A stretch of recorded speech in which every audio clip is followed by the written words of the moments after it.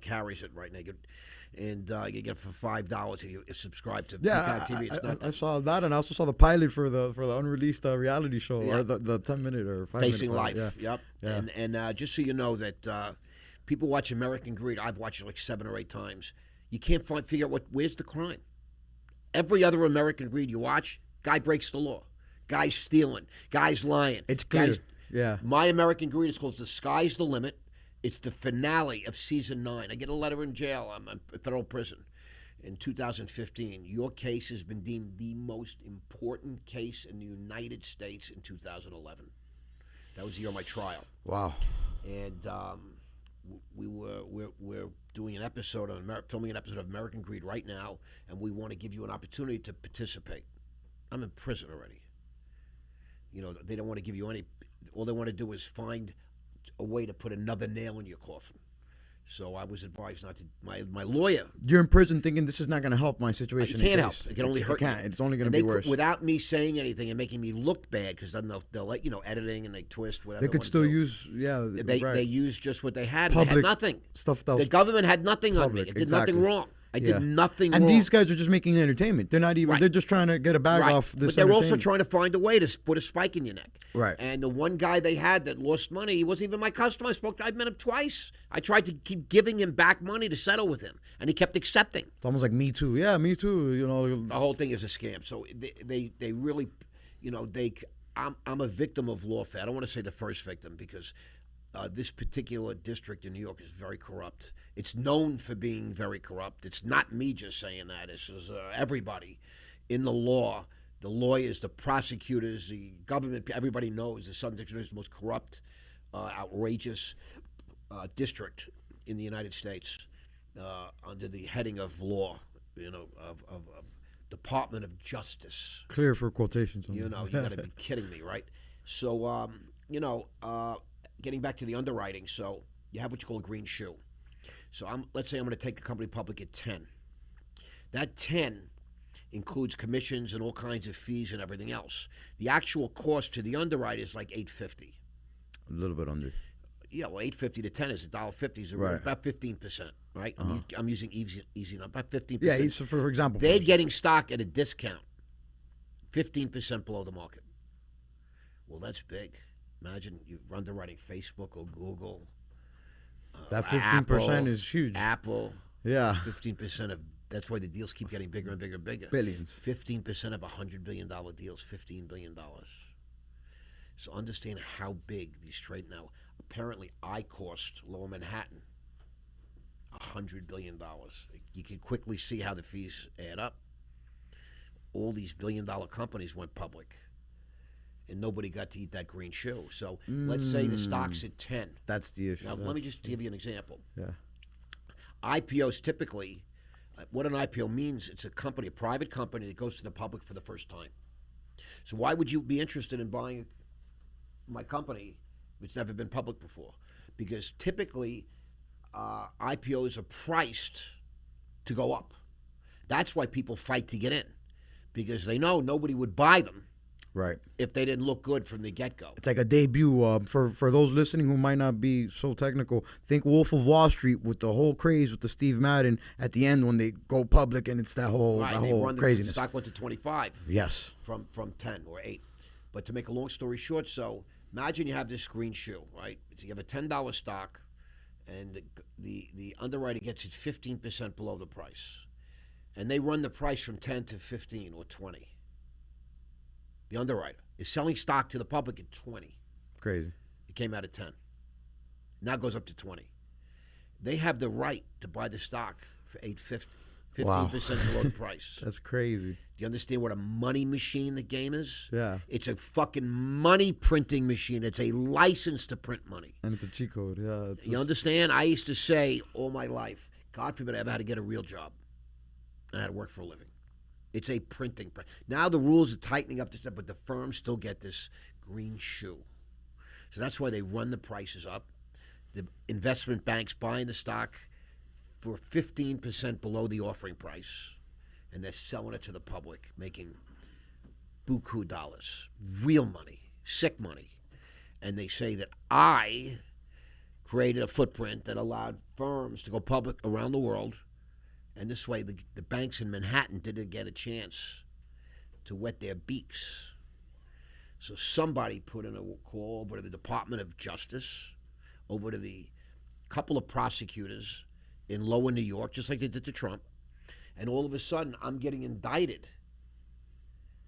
And they said I manipulated I manipulated the London Stock Exchange. That's what they said. The London Stock Exchange came to my trial and said, Mr. Mandel didn't do anything wrong. He did nothing wrong. There's no violation. There's not even a regulation violation, let alone breaking a law. Just play the game. These are the people that run the London Stock Exchange that keep law and order on the compliance. Head of compliance for London Stock Exchange came to my trial, physically came. And these two prosecutors, this prosecutor in Lower Manhattan's claiming that I manipulated the London Stock Exchange.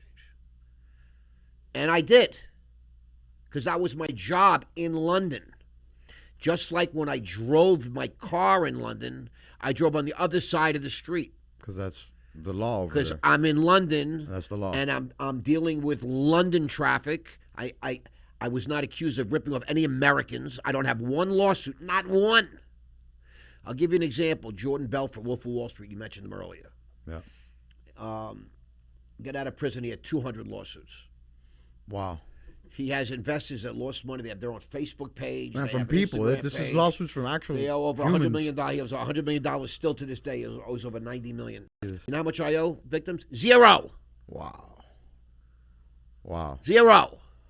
Because a couple of prosecutors in Lower Manhattan decided that I manipulated the London Stock Exchange while I was in London, obeying on London law with only non-Americans as customers. Does that make any sense? Wow. It's a hit job. Yeah, I was going to ask if you felt like you were unfairly targeted, but I feel like now that's Oh, it's a kinda hit job. Everybody knows it. Everybody in the industry knows it. very clear as day. Wow. Crazy.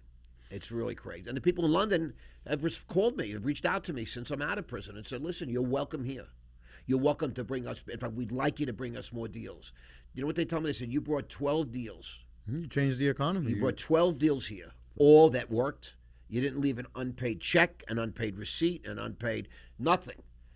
Every single thing you did was law-abiding. We don't have one complaint. We don't have one lawsuit. We don't have one problem with you. They say I did all these things, right, in Lower Manhattan.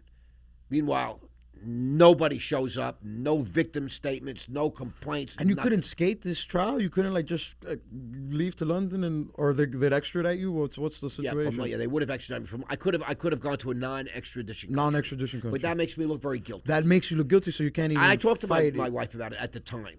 Since we're divorced, and she said, "Is this a lesson you want to give to your children? Did you rob these people? I could have made a deal and got no jail time. Wow. I could have just pled guilty to some crime." No, but you felt... And my wife said to me, I was going to do it. I thought about it. It made sense at the time, and I would have saved me $50 million. Wrote a check for a few $1 million. My wife looked at me. She says, Did you do that? What? Did you rob these people? I said, no. She works for me, so she knows I'm honest. She knows I'm straight. And she says, did you cheat these people? I said, no. I said, we might have had some regulatory violations, but we were dealing with them. We were a licensed brokerage firm. It's part of the I was regulated by the SEC, the NASD, NASDR, the FSA, the stock exchanges. I had more regulators than I got SOX. Right. And, we would get audited continuously. And, occasionally we had a thing here. A guy didn't stamp the ticket, within the minutes required. It took him 2 minutes. We had a little this, a little that. Nothing. Not even, we were not even like a troubled firm. Nothing worth going Next for thing lawsuits after. 40 FBI agents walk in one day. It was a hit job. Jesus. People decided they wanted my business. Barclays Bank offered me $300 million. And they couldn't buy me out. They sent the regulators at me. They tried to push me out. I'm too tough, I'm too strong, I'm too stubborn. They couldn't do that. So next thing you know, 40 FBI agents come in. I still sold the firm and got paid. But they came after me then. Still ruined my life. But they approved the sale. In March of 2008, a bunch of investors came in and bought my firm and bought all my paper. And they went to the Southern District of New York and they asked for approval. They said, listen, we don't want, and these are serious men from London. They run institutions. They're all multimillionaires. They're wealthy. They have position and status in London. And they said, listen, we love this firm. We love this guy. But if you're going to indict him or indict the firm, you got to tell us, because this has been going on for 2 years at the time. They raided in 06, and this is already March of 08. Oh, wait, 2 years after. Right? And they said, we don't want to pay this guy and buy him out, take this firm, and now you're indicting the firm. Right. And the government said, no, Mr. Mandel's good. We've investigated. We approved the sale.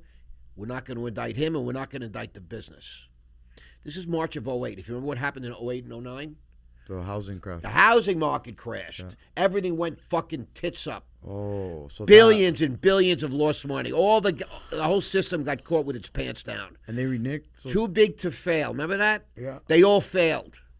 They all needed to be bailed out, or our entire system was zeroed out.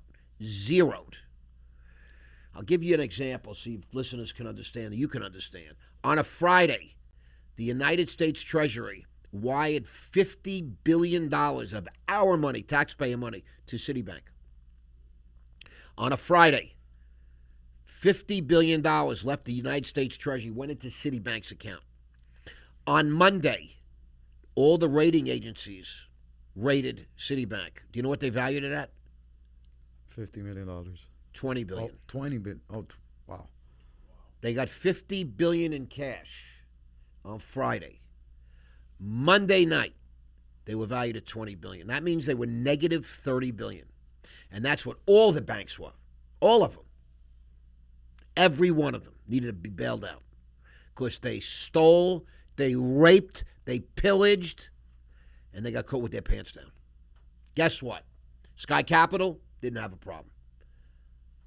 But I sold the company March of 08 with the government's approval. I'm in the clear. The words my lawyer said to me is, I've always treated you like a big boy, because you are.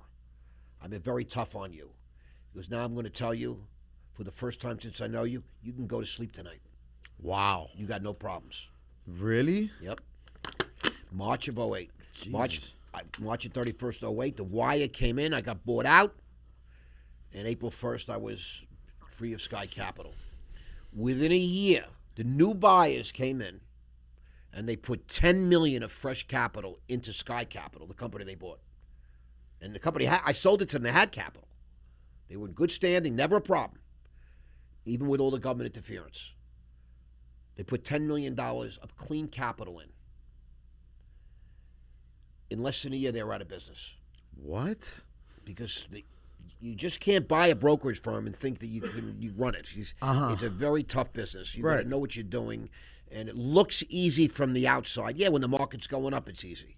When the market's going down, if you don't understand the game you're in, you're going to be taken out, You have to do the work. You have to do the education. You have to know. It's not, guys 30, 40 years in the business couldn't run a firm. Right. It's a tough business. And it's for tough guys. And I was good at it, really good at it. I never had a firm that had a problem, except till. So then, after all the crap with 09, 08 and 09, all the too big to fail, the SEC went around and they bragged on national television and all the national. We have filed more cases in the last 30 days than we have in the last 10 years, in the last 100 years. They just said, anybody that you have a file on, indict them, charge them. And that's what they did. So that was an initiative to just... Right, they had to get on TV and let everybody know the system's not going to fail. Make an example. That's it. Round up the usual suspects. And that's why I got indicted. Wow. Now, I could have made a deal. That's where I'm stubborn. I could have made a deal. I should have made a deal. And but I would be admitting to something I didn't do. In the meantime, they bailing out Citibank. Nobody got arrested. Bailed out Goldman Sachs. Nobody got arrested. Bailed out Morgan Stanley. Nobody got arrested. Bailed out Wells Fargo. Nobody got arrested. The big nine, the too big to fail, all failed. Not one arrest. $700 billion went out. AIG, our biggest insurance company, needed $130 billion to get bailed out. Nobody got arrested. But they arrested a bunch of guys that weren't affiliated or connected with the big boys, that go to the right clubs, the right families, the right political connections, etc.